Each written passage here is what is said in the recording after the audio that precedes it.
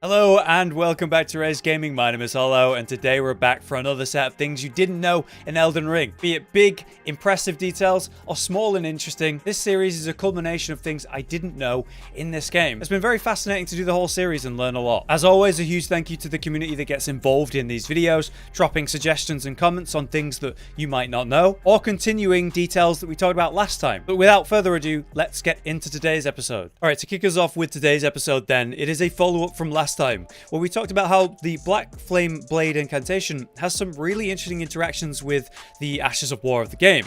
So what I was showing was how you can buff up the weapon and then use the Beast's Roar incantation to do a ranged fire attack. So as you can see, it hits an enemy and you turn it into a ranged black fire Ash of War, which is really cool because you're not just doing extra damage on the Ash of War, but you're also getting that burn damage, which is really awesome. So as you can see, we created a whole build around it, and I did some PvP with this stuff as well as PvE, and it actually worked out to be not only really fun, but really effective. Using the Highland Axe, I was able to enhance the power of the Beast's Roar Ash of War, and there's also talismans like the Raw Medallion and obviously Shard of Alexander to do that further. Turns out it's a pretty good build. But since then, you guys have let us know that it affects a bit more than just Beast's Roar, and that can mean some very interesting things. For example, I got 3 weapons here and 3 different Ashes of War. Let's go ahead and buff up with the Bloodflame blade, and now carefully dodge that. We're going to do Bloodblade, which is a ranged Ash of War that does bleed build up, as well as you could see the fire. Here's a weird one. The White Shadow's Lure is a distraction. It causes the enemy to have something else to attack. What this is a shadow I can place anywhere, and the idea is it takes aggro. It distracts the enemy. When I put on the Black Flame, I can actually use it as a pinpoint accurate Black Flame charge, even though the actual lure itself does no damage, as you can see. When I make it black fire, it does damage. Lastly, another weird one. The glintblade phalanx is a magic Ash of War, and yet when I Black Flame Blade, it turns into a fire magic Ash of War. So there's some seriously unexpected combinations you can do there, and I reckon there's a bit more we could do with the interesting interactions here for another build. But now I'll follow up to that from you guys in the comments, from people like Plumbus, C137, which is a great name, and Shibi. This is to do with another buff of your weapon. This is the Bloodflame Blade instead of the Black Flame, and yeah, it gives you the Cursed Blood version. So this should be enhancing your fire damage, as well as giving a bit of bleed to your attacks that otherwise it wouldn't have. Now I've combined that with a katana, which is a great option because it has, you know, blood loss build up by default. But what's really interesting here is how it changes your Ashes of War. So yeah, this glintblade phalanx, like we were showing with the Black Flame, that can now be enhanced. Instead of with Black Flame, it now has this cursed fire blood, meaning it's going to do extra damage and it's going to do bleed build up. After a little bit of testing, unfortunately this isn't the most effective thing unless you're using an Ash of War that has multiple hits like the phalanx here, so that it's able to, you know, build up the bleed status as fast as possible. And there's the bleed at range. Very cool. So with some Ashes of War where you're able to get multiple projectiles out, this can actually trigger the range bleed. It just did it again while it was dead. From range, effectively. So I was trying this with, say, the Beast's Roar, and it just wasn't working for building up the status in time because it's just not fast enough. Whereas when I'm doing this, I have 4 different projectiles that are hitting all at once, and I'm building up that status way faster. This is actually kind of legit and might be worth messing around with a build in PvP with. I'm gonna test it. So thanks for letting me know about this one. It's really cool that weapon enhancements, buffs like this can affect your Ashes of War and maybe lead into an interesting build. Next up, we have one from 2 people in the comments, Jamaican Butter and Derek the Great, all to do with Bewitching branches. This really awesome item you can use to cast this sort of bewitching cloud, and that causes enemies to fight with you instead of against you. What's really nice is that you can actually bewitch an enemy and then attack them, and even though you're literally killing them, dealing damage, they won't fight back. Pretty useful. Well, as it turns out, there's a little bit more to it when you make them an ally. So let's try and make this one an ally, hopefully without being interrupted. There we go. So he's now an ally, and he's going to fight for me. So this enemy that's threatening me, instead of actually attacking me, he's going to fight with me and help me, which is very helpful. So we have an ally here, and he's going to work with us. That can be really, really useful, especially in some tough situations where you're in close spaces against strong enemies. Making one your ally, honestly, is a game changer. What I didn't know, that Jamaican Butter let me know, is you can actually buff your allies. So take the Barrier of Gold. We're going to get some serious magic resistance here. And yeah, I didn't realize he could actually be affected by it. I'll say the Golden Lightning Fortification, give him some lightning resistance. Or say buff up the damage with Golden Vow. You can see just through his body, he has those golden lines just like I do, that's showing yes, it's buffed up, it's got more damage. But here's a detail I didn't know about this for sure. The fact that you can actually heal them, because they're your ally now. So, I have healed him up from that killable health. That's another heal, another hit. Yeah, keeping him alive. What this can actually mean, though, is if you're an invader, right, it's a PvP open world, and you use a Bewitching branch on an ally, or rather to make an ally, you can then heal them up, which can be really irritating in certain areas where, say, a host is fighting an enemy and you're keeping it alive. There's definitely some interesting shenanigans you can get up to with this in mind. If you're running a buff and healing based build, definitely try the branches. Next, we have another from the comments to do with gravity, magic, or ashes of war, like this one. This pulls in targets, and I even made a PvP build out of it, as you can see, that we made a video on. But apparently this magic, this type of ash of war, is really effective against certain enemies.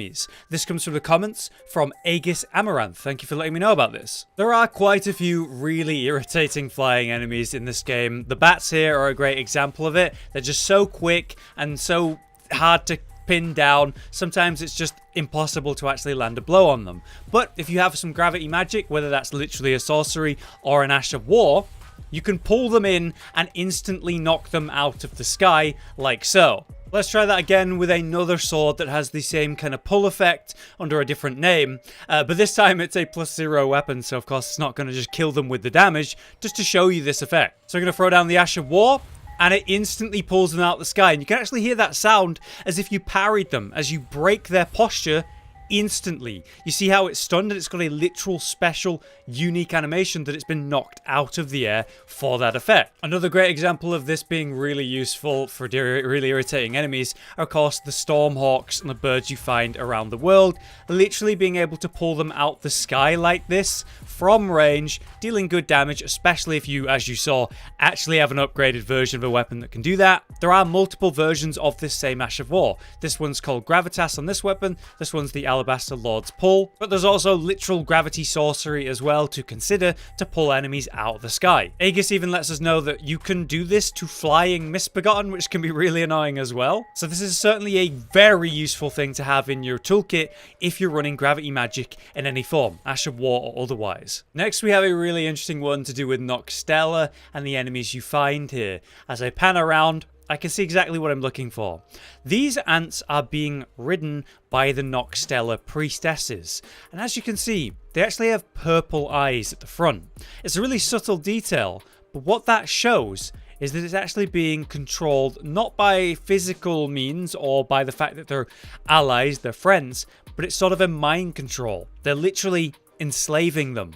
Apparently, you can actually break that mind control with something as simple as a well-positioned arrow shot, such as that, maybe a sleep, maybe a critical on the helmet. You can now see that the ant no longer has the purple eyes, and it's no longer being mind controlled. So they're going to fight, and fight to the death. It would seem the priestess is the much stronger opponent. I find this a really interesting, subtle detail to do with this area. Nowhere else am I aware of this effect happening. Are you guys aware of other mounted enemies that are forcing their mounts to work for them, in which you're able to actually break the mind control and watch them fight to the death? It's a really unexpected and specific detail that, again, I see nowhere else. Look at that. It's even going to do the special grab animation that it does to you on the former master. Sadly, I'm not sure the ant's going to win over this one. It seems to lose on average. But yeah, it seems mind control is a thing in this area and uniquely used on the ants for mounts. Next, we have one from the comments once again from Pierce Arna,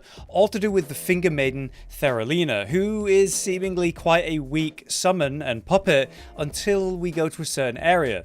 This is a summon that we can get from self Elvis when you do his storyline, where he starts selling you puppets, and you can even get the dung eater puppet we have a whole video about. And while he's very good, obviously, the finger maiden therolina, not so much clearly. As a summon, she's quite simple in both appearance and mechanics. She's able to throw these holy pots at her enemies and cast AoE heals, which is nice. You know, she's a fine spirit summon, but not the most aggressive one, clearly. This AoE heal, it's not really doing all that much to the enemy, is it? But what if we take her to an area where she's going to be a little bit more effective?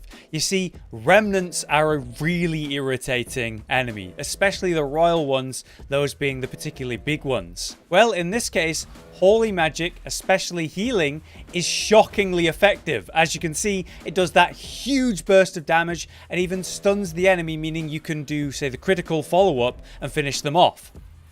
That can even kill them, let alone stun them, doing a massive chunk of damage. And what we're looking at right now is a +4 therolina. A +10, of course, it's going to be even more effective. Now, another area where there's a lot of these horrible remnants is over here at the Halig tree in the area down below, where there's actually a source seal that's very valuable. This is a nightmare area, and if you were to bring that summon, well, it would certainly help. Of course, you can also use the heals yourself, and as you can see, it's very, very, very effective. This is what I really like about this series. It's showing you that there's many different weaknesses and things you can do in this game to deal with what you're handling at the time. Obviously, these enemies are super irritating, and you can bring in that summon to help you, or to help you fight them with indirect heals, or just swap on your own ones and use them against them. Now you can trivialize the area and get the source seal without an issue. Finally, a little look at some potential modding in the Elden Ring scene, which is really exciting. What we're seeing here is the infinite descent of this poor player, going down and down and down. And you can see that we're basically connecting different rooms, different staircases, leading down and down and down. What's exciting about this is the sheer variety and massive amount of assets available in Elden Ring, making this possible. In previous games, apparently, collision was a huge problem due to the assets available to create levels using what you have in game. That's not really an issue in Elden Ring, it would seem. With so many options to connect things correctly, that they've used themselves to create the world and many of the repeating areas we go through, like catacombs, to make their own versions. It means modders can use the same thing to create totally new dungeons and totally new areas. And as King Boar here on Twitter is showing, it shows that map modding has a lot of potential in Elden Ring. We might start seeing some really cool things over the coming year, which is perfect because we're still waiting on that DLC announcement. We're still waiting on the DLC or major content updates in general. So modding could be a great way for us to get some new content and try some different stuff, some player-made challenges. It's really cool to see the community use this design philosophy for Elden Ring's repeat content and massive scale to further it and make their own stuff out of the same assets. But now, though, that is the episode of things you didn't know in Elden Ring. I'm happy to see today that there's more weird interactions between incantations and Ashes of War, enhancing their properties with new effects, as well as the really specific enemy weaknesses, like the summon healing of that priestess, like the breaking free the ant to have it fight its owner, or gravity magic against flying enemies. Some cool stuff today. If there's anything in the series that you know that could be interesting and make it into another video, then let me know in the comments. But for now, I've been Hollow, you've been you. Thank you very much for watching, and we'll see you next time. Josh, Cotton, and Hollow with the videos, dropping the humor like a hammer on your tippy toes, bringing entertainment on a daily arrangement to take our insanity and turn it into entertainment. Yes, I said entertainment twice, to reiterate that it is nice to look into your faces on a mostly daily basis when you let us in your homes to make the whole world a stage. Goodbye.